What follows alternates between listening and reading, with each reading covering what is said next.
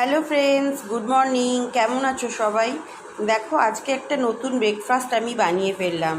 সবাই তো অন্যরকম পরোটা খাও, এই পরোটাটা করেছি একটু অন্যরকমভাবে।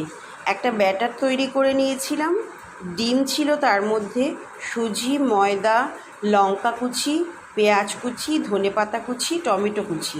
সেই ব্যাটারটা একটু ভালো করে মিক্সড করে নুন দিয়ে মিশিয়ে রেখে দেওয়া হয়েছিল 5 থেকে 10 মিনিট। তারপর ফ্রাই প্যানে তেল দিয়ে এই ব্যাটারটা যেমন করে পরোটা গোলা রুটির মতন করা হয় করে ভেজে নেওয়া হয়েছে এপিট ওপিট করে। তার সাথে আমি নিয়ে নিয়েছি শসা কুচি, পেঁয়াজ কুচি আর লঙ্কা কুচি, আর সাথে থাকবে সস।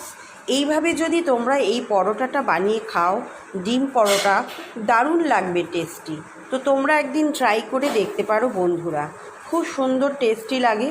তো চলো, আজকের নতুনত্ব একটা ব্রেকফাস্ট তোমাদের সাথে শেয়ার